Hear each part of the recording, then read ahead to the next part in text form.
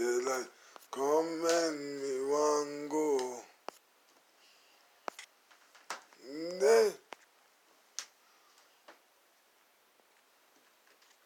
Awkwardness of knowing what we went through.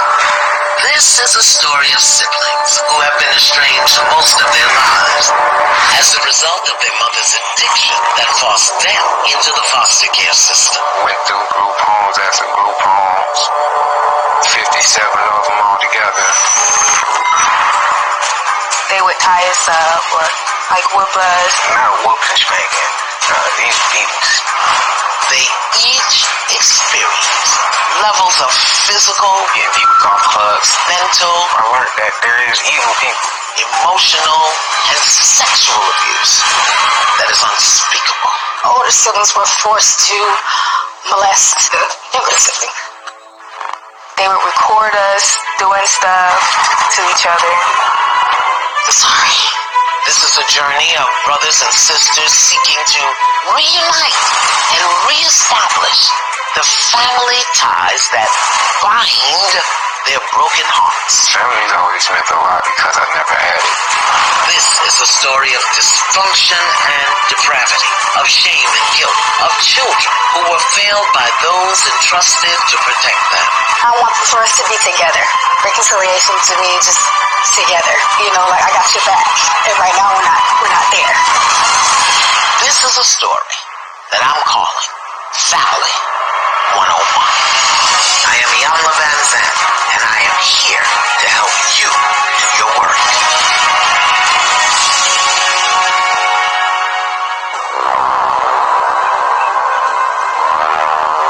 The brothers and sisters arriving today have been shuttled from foster home to foster home, carrying nothing but black trash bags filled with haunted memories of traumatic experiences. Their mother, Rita, is absent from this healing process just as she was from their childhood. The experience of abandonment is nothing new to Rita's 5 children. Mr. Kadeem, how are you? Good. So good to see you. Did you do your homework? Most definitely. Okay, let me see, because I do love some homework. Mr. Kadeem, get that bag. How was the homework for you? Oh, wasn't that bad. Yeah. Now, in that bag, there's a white bag. I want you to go in there and take that white bag out for me.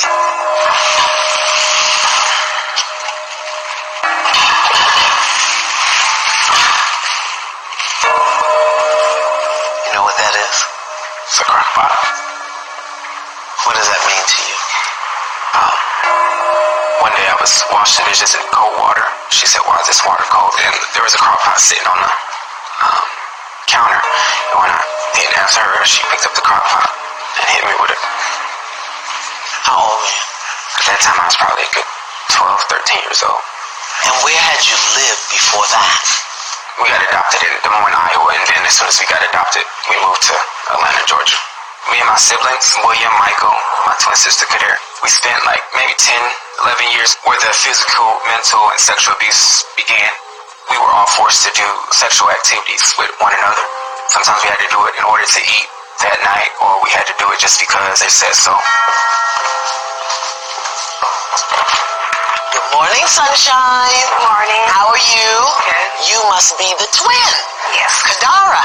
The sexual abuse started when I was probably 5 years old. I noticed someone tugging on my feet, and then all of a sudden I'm being picked up, taken to another room to be molested and raped. Miss Kadara, in your bag, there is a bag. I want you to go in that bag and get it out for me, okay? Okay. You're familiar with these bags, I'm sure. Yeah. Had a lot of them in your life? A lot of black trash bags.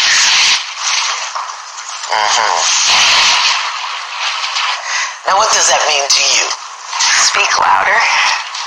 Speak louder, or how about speak at all? Yeah. When did you lose your voice? A long time ago. Oh, wait a minute. Back and forth, up and down. Hello, how are you? I'm good. I got epilepsy from the abuse. Being beat with baseball bats, golf clubs, brooms. Messed me up a lot. My life has gotten short dealing with epilepsy. Do you know that guy right there? Yes. Did you do your homework? Yes, I did. Well, you all are very obedient. You might be my favorite guest. Nice handwriting. Thank you. Are you an artist? Yeah, I draw You do. What do you draw? everything. Everything. There's a bag in that bag. I want you to get that bag out.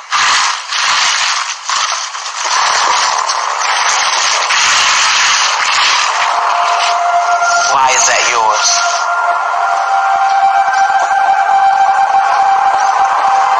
Bread and water. Familiar? No more.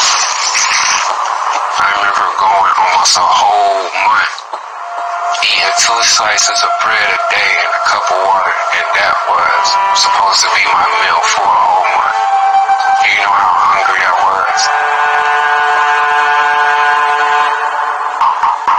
Good morning. Morning. You look like some other people that are here. Being in prison, the only book you got in there to read is the Bible. What made me read the Bible is gonna sound crazy. I was asleep one night, and in my dream, I heard a voice tell me, "Try me." I started reading it, and I started my spiritual walk from there. Now, when was the last time you saw each other? Man, it's been a while. What's a while? 10, 12, 16. 16 years. 16 years since you've seen each other. Get your bag. In that bag, there's a white bag. Yeah. Now, what's in your white bag? Not like chains or handcuffs. Let me see. What does that mean for you? I guess that many times I've been like this. As a kid, oh, it was rough. I think what it did mentally to me, it made me go to this cold state of my life where I didn't care about myself, nobody else. That's how I turned to life, crime, and gangbanging, and I wasted altogether like 14 years of my life in jail. Hello. You must be one of them. Yes. I am here to mend my family. We may talk for a couple of weeks and then, it just goes like radio silence. Nobody hears from anybody. Nobody knows what anybody's doing. What's in your bag?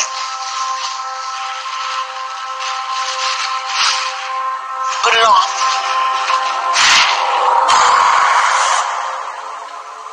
How come she gets a TL? She had family You all had family. that loved her. I was living with my grandmother. That's who raised me. But growing up, I always had a stable home. I always had food on the table. I always had, just everything basically that you would need or want. So in order for us to begin to rebuild this family, the first thing we have to do is we got to put everything on the table. Dump your bag on the table. Dump it. Everything in it. In order to define family, we must first understand what is on the table. The family table. The scattered objects represent the dysfunction of a family breakdown. The result, parental abandonment, and what happens when children languish in foster care. To clean up the baggage, we must first clear off the family table. It's quite messy. Your history, your lineage. Mr. Michael, what does this remind you of? This doesn't do nothing but show troubled times. Yeah, troubled times. The depth of sadness in your eyes breaks my heart. Being stuck in a closet for days upon days, and being fed bread and water for a week. That's abuse. That's not even abuse, that's torture. By laying their baggage out in the open, it is clear that these siblings share the pain of a shattered childhood.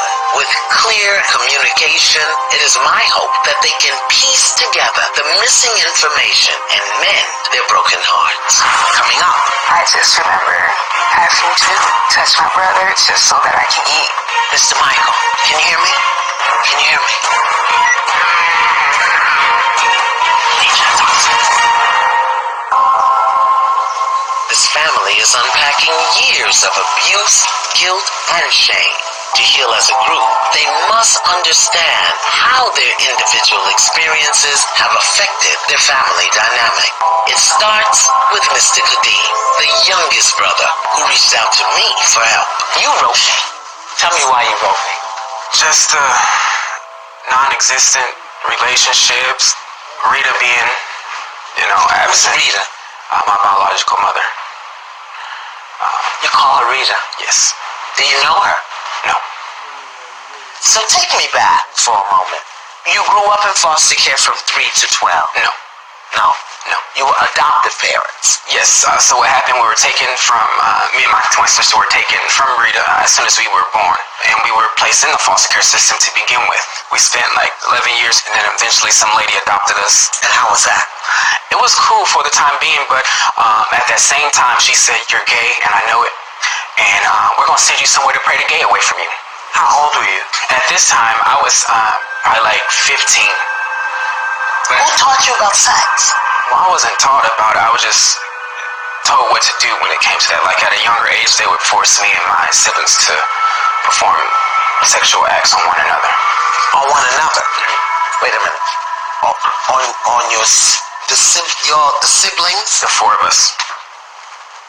You, William, Michael, and Kadir. and Kadira. So that's how you learned about sex. Yeah. And where was your mother? Somewhere. And you don't know your mother's story at all? No. I have no feelings towards her at all. Like, if she was to die tomorrow, I wouldn't, and it hurts me to even say that. If she was to die tomorrow, I wouldn't feel anything. And it hurts because I don't think anyone should feel that way towards someone that gave them birth. Beloved, she gave birth to you. She did not give you life. She did not give you life. Mr. Kadeem was raised in dysfunction after experiencing abandonment. Abandoned not only by his own mother, but also by the adults in the foster care system who were supposed to protect him. Children who feel abused are filled with rage and anger. Is that why you fight? Talk to me about the fighting. I fight because I think that's all I really know. How many times you been locked up for fighting?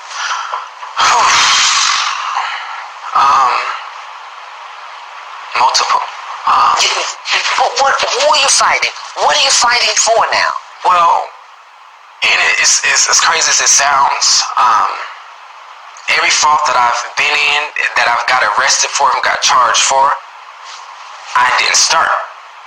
How about you are fighting for somebody the way nobody ever fought for you? Basically, and that's what I do for people that I surround It's myself not with. turning out well for No. you. Because of the trauma he experienced as a child, Mr. Kadeem has been fighting for his survival all of his life. Kadeem's work will be to resolve his anger so that he can stop fighting internally and externally and take dominion over his mind, heart, and spirit. The work with Kadeem's twin sister Kadira is to discover how the years of abuse she experienced in the foster care system has shaped her mind, heart, and life. He shared some things with me about your upbringing. Do you know what I'm talking about? Just physical, mental, and sexual abuse. What did they do? Starve me, rape me, beat me. Adults. I mean, I was 5, they were 14 and up.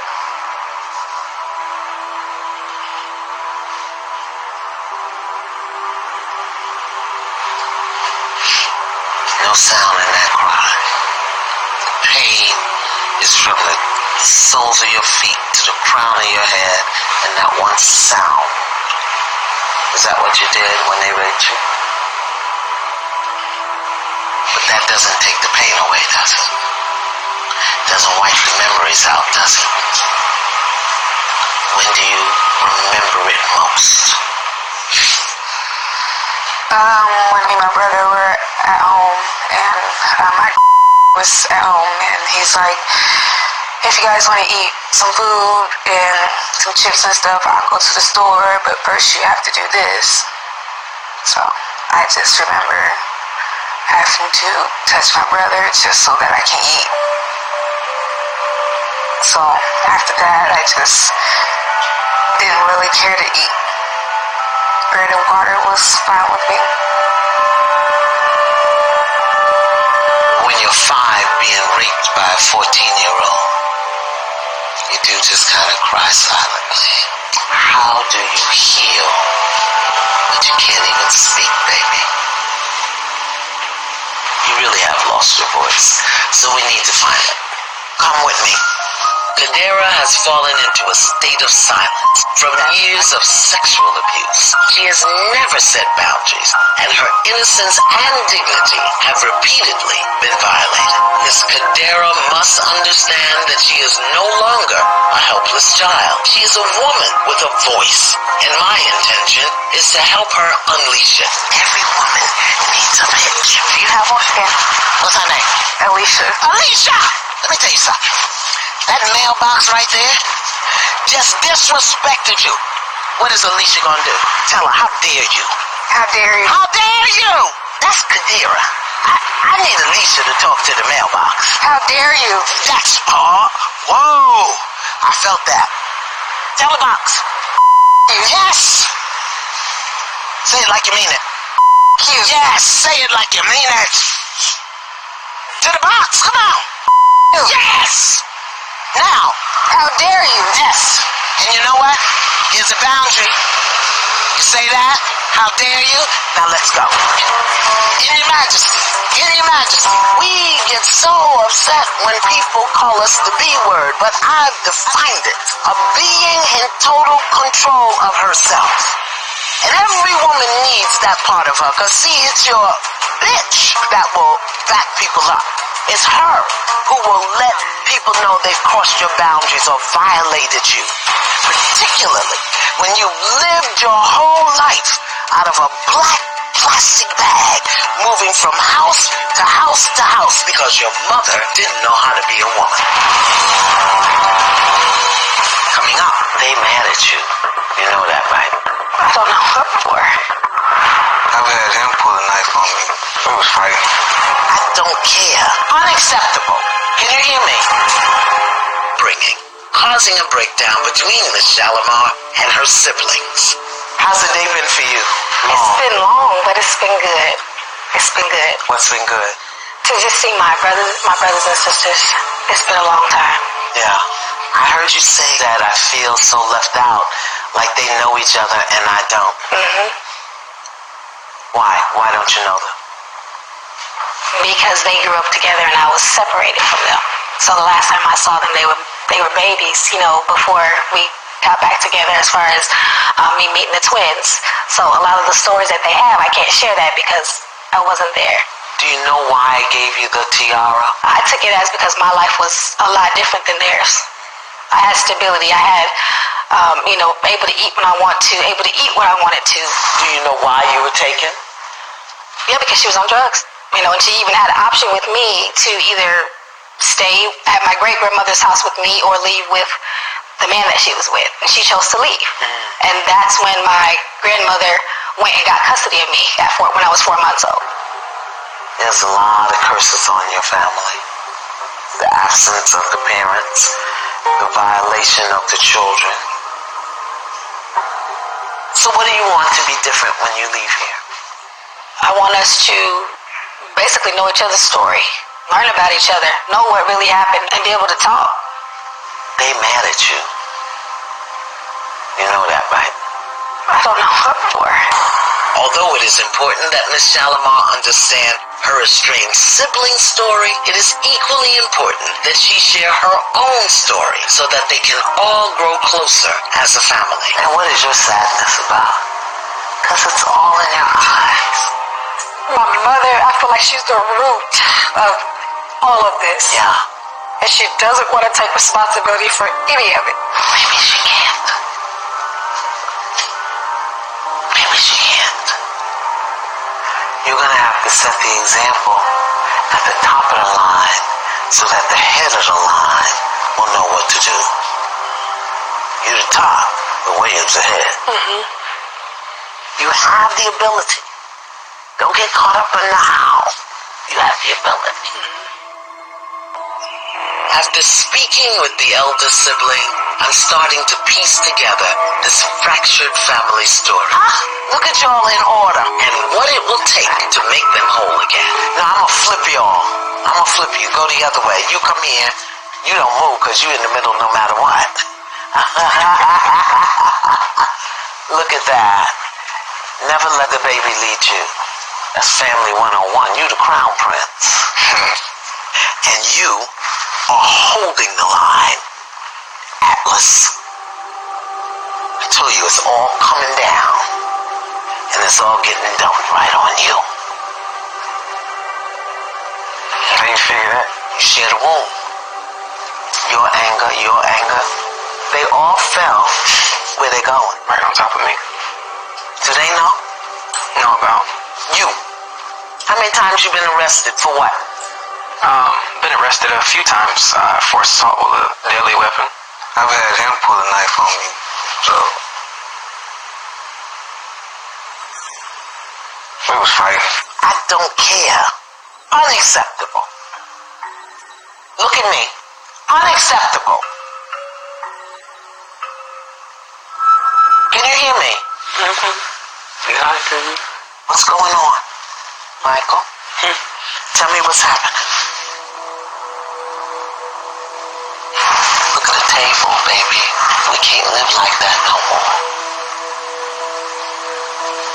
His life depends on it. Any emotional baggage will weigh you down.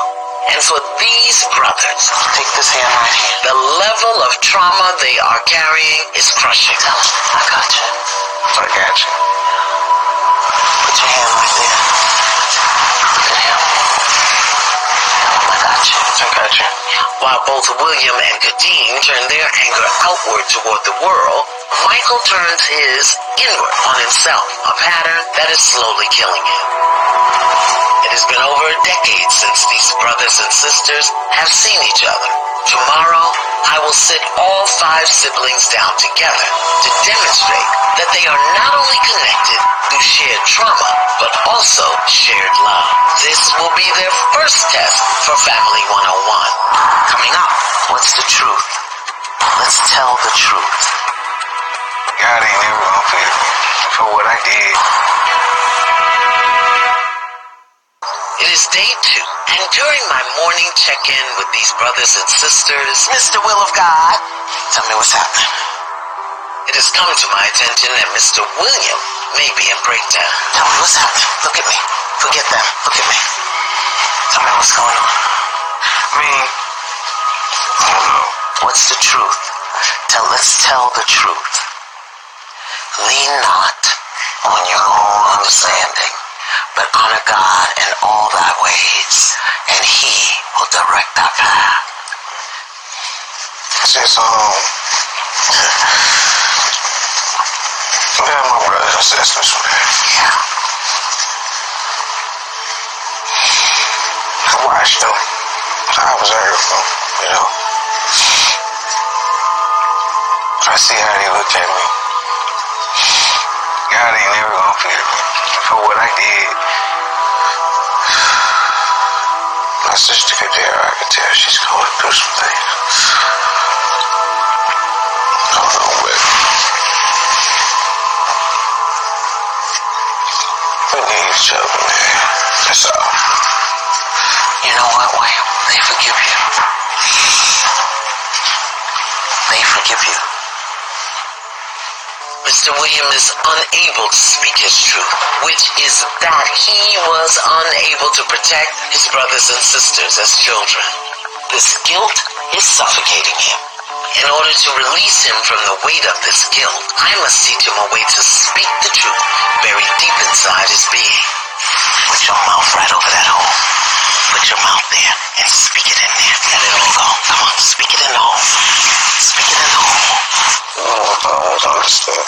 You don't have to understand. Lean not on your own understanding, but honor God in all thy ways, and he will direct your path. What if your healing depends on you speaking that craziness into that hole? What if? What if it's just that simple?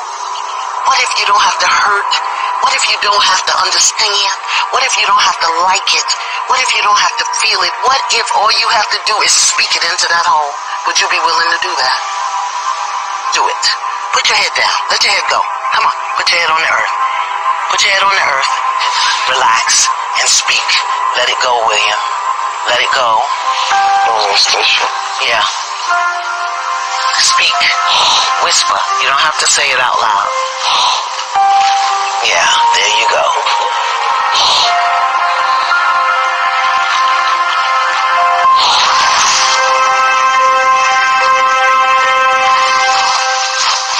Did you speak it? Okay, so now we're gonna bury it.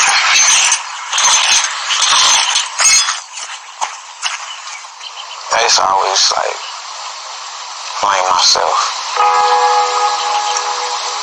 I should have been a better brother and just Following what lead when the king had abdicated the throne. You didn't even know you was the crown prince. And some of the hate that you have for those people is not just for you. You hate it for your brothers and sisters too. And as the top of this line, you feel responsible for those behind you. Maybe it wasn't for Mom to be here today. Maybe we gotta clean up the village first. Help me, William, I'm home. Come here.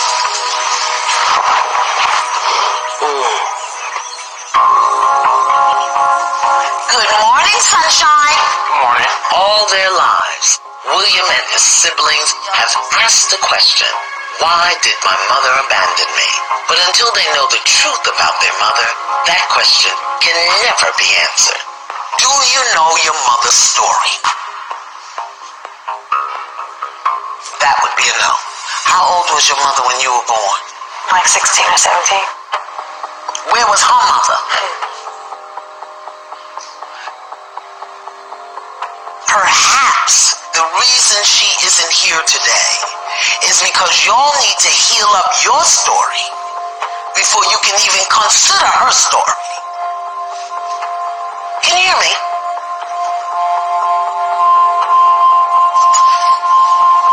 Breathe.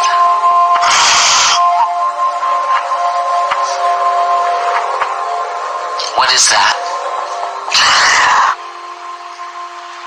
Okay, I'll tell you what. Get your homework.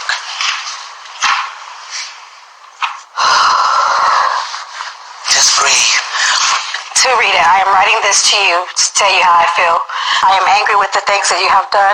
I want you to take responsibility for your actions. Some things that I would like to let you know that you may not know about me is that as a child, I was molested. I really hope that one day you find whatever it is that you have been searching for all these years. Mr. William, breathe. Mr. William, breathe. Breathe. Come on, breathe. Good. You didn't know that, huh? No. Did you know that? Did you all know that? You knew it. Did you know it? I know about one of the guys. Despite a seemingly perfect childhood, Miss Shalimar is also a victim of sexual assault, violated by the adults she trusted, just like her brothers and sisters who were in foster care.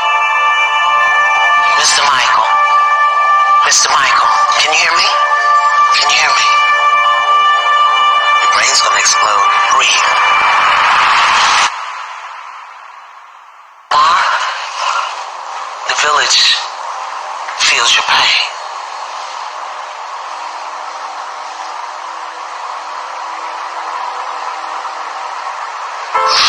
Mr. Michael, can you hear me? Okay, Mr. Michael, your brain's gonna explode. Breathe. Take a deep breath. Look at me. Look at me.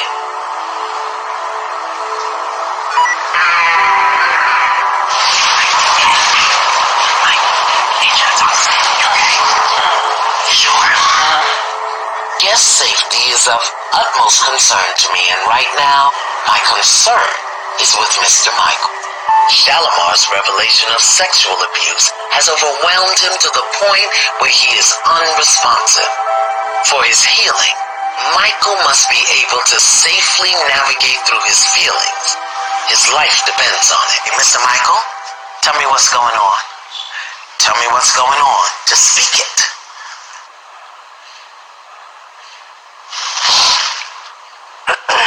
Talk to me. I've been trying to hold all this in since a child. That's the shame. That's the shame. And I've been doing nothing but hurting myself. Beautiful.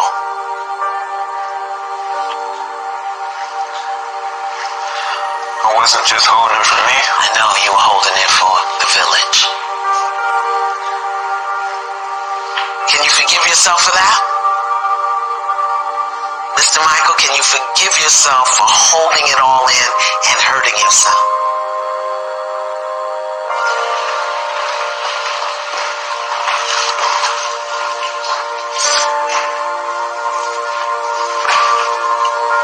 Look at me.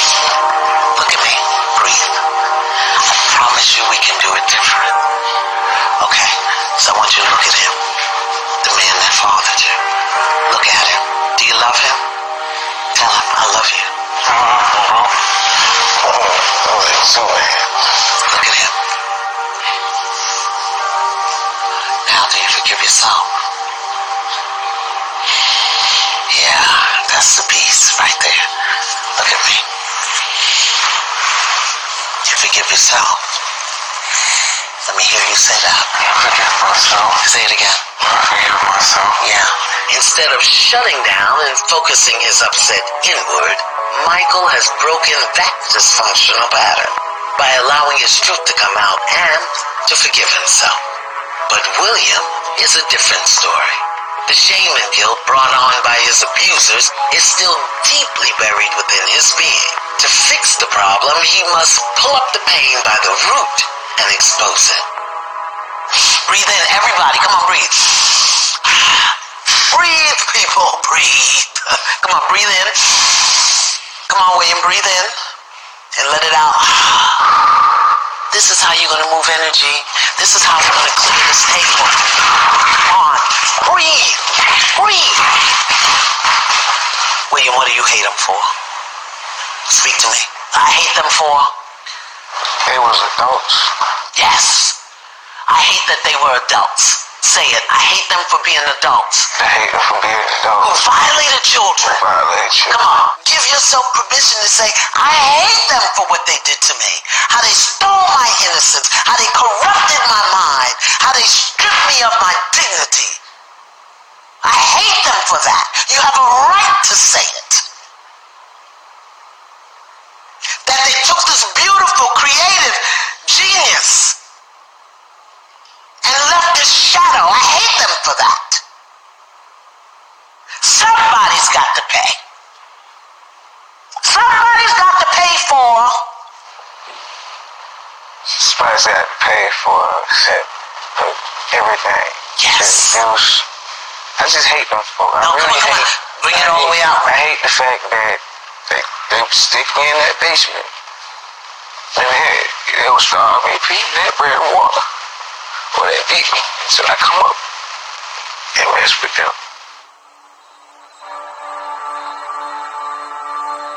This is a huge breakthrough for Mr. William. He has finally spoken out loud the unspeakable act that was committed in that basement so many years ago. You don't have to do all that stuff by yourself. Look at me. As the head of this family table, Mr. William must understand that he did the best he could without an adult figure to show him the way.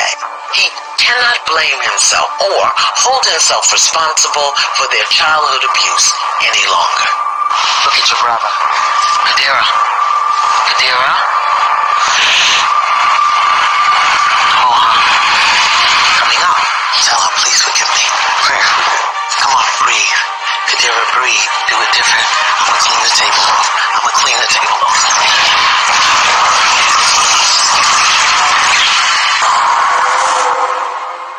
I hate the fact that they stick me in that basement or they beat me until I come up and mess with them.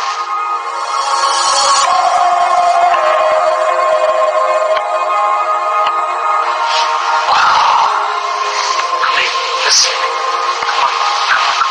If I told you you don't have to do the hard stuff by yourself.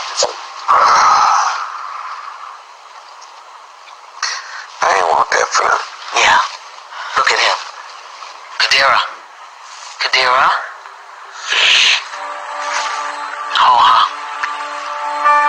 Hold her. Decades of hurt and devastation have been brought forward and placed on this family table. Miss Kadira, who was subjected to unspeakable acts of sexual assault and abuse, must now face the man who was forced to inflict such depraved and vile actions upon her oldest brother. Come here, baby. Come here.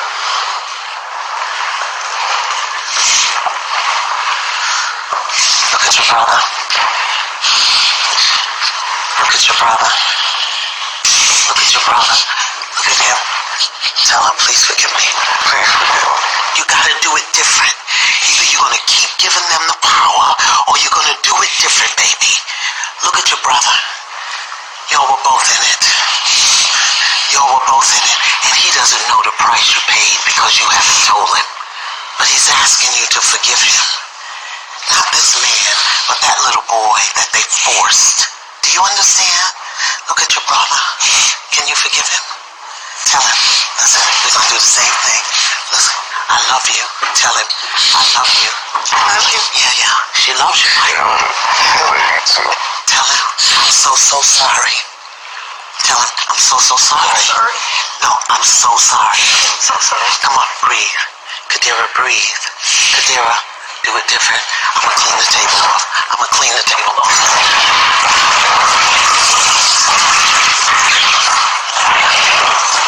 Do it different. Do it different, baby. Do it different. Say, I'm so sorry. So sorry. Yeah. That's what they made us do. For what they made us do. Yeah, I'm so sorry. Look at him. I'm so sorry I'm so sorry that they made us hurt each other. that they made us hurt each other. Please forgive me. Please forgive me. I love you. Yeah.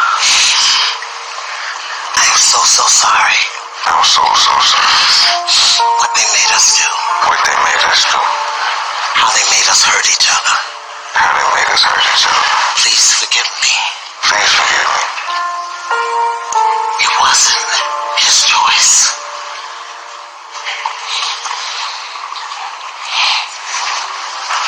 Yeah, look at your brother.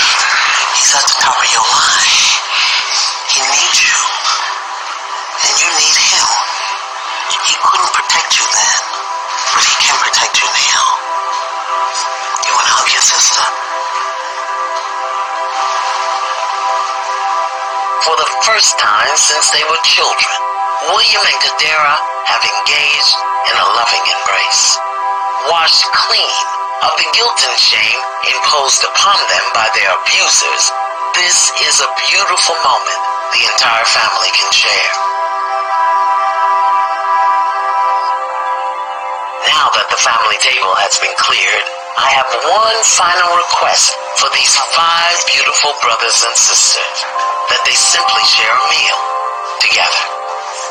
So, we've cleared the table, we set the table, and now we're going to serve the table. Will I am, powerful, strong man of God, come and take your place at the head of the table.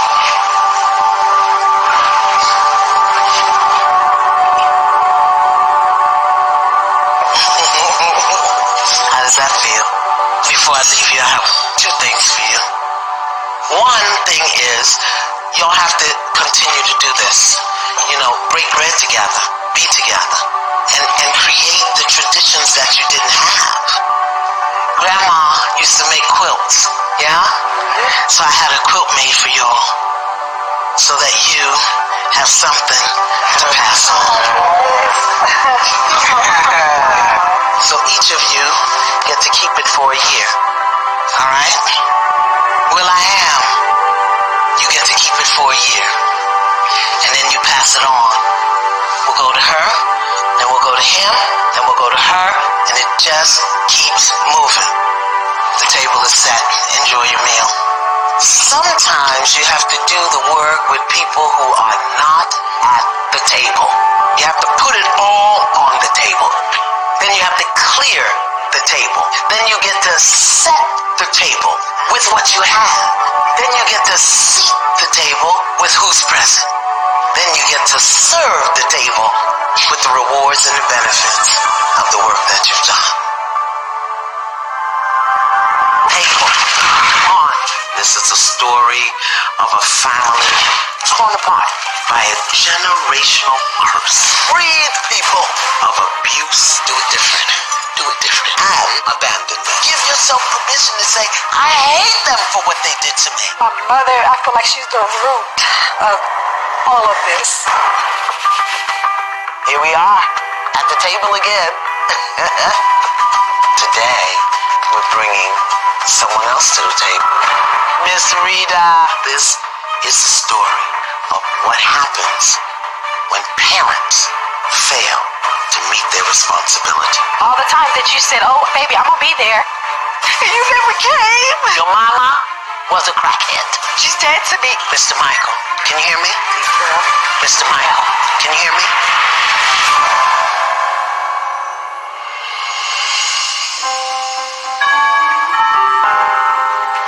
Good morning, sunshine. Mr. Williams. 6 weeks ago, I met with these beautiful brothers and sisters and supported them to create something they never had, a family table. A place where they could come together to talk, to listen, to heal. While they have acknowledged their pain to one another, there are still many questions that only one person can answer. One person holds the key that can unlock the truth that will give these siblings the closure they so desperately need. Their mother, Rita. Here we are, at the table again. You've got a baby. Yep. How old is he now? 10 days. 10 days old. Amazing. Your son is named for him. And your son is born on his birthday. That is wonderful. How you been, Mr. Michael? I'm good. Making it. I want you to be better than good. And how are the sisters doing? Good. Yeah? And then, of course, we're missing your other half. I didn't notice. You didn't notice, but I understand it was kind of violent. I don't know what else to say between you and him. Yeah? You know about it? What do you know about it? Basically that he was upset with her for some silly reason and tore up her house, hit her, punched her, pulled her hair. Police was called. Just terrible. You know, what you have lived through will have such an impact on your life in so many ways, because you're still really in a healing process. And today, we're bringing someone else to the table, and that's your mom, which is a whole nother level of healing. Is this the first time would be in your mother's company with all your sisters and brothers? I still don't care. You still don't care? I really don't have any feelings towards her being here because she's a quitter. So, too much tension from all of us. I feel like she's going to tap out. Do you know how much she knows about what you've been through? No. Have you ever sat down with her as a grown woman, looked her in the face and said, let me tell you what happened to me when you left? She needs to know that. She needs to know that. When was the last time you saw your mom? So each of you get to keep it for a year. You gotta do it different. Either you're gonna keep giving them the power, or you're gonna do it different, baby. Look at your brother. Y'all were both in it. Y'all were both in it, and he doesn't know the price you paid because you haven't told him. But he's asking you to forgive him. Not this man, but that little boy that they forced. Do you understand? Look at your brother. Can you forgive him? Tell him. Listen, we're going to do the same thing. Listen, I love you. Tell him, I love you. I love you. Yeah. She loves you, Mike. I love you too. Tell him, I'm so sorry. Tell him, I'm so sorry. Sorry. No, I'm so sorry. I'm so sorry. Come on, breathe. Kadira, breathe. Kadira, do it different. I'm gonna clean the table off.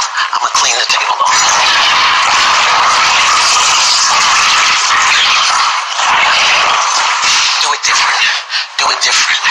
Do it different, baby. Do it different. Say, I'm so sorry. So sorry. Yeah. What? Birthday. That is wonderful. Impact on your life in so many ways, because you're still really in a healing process. And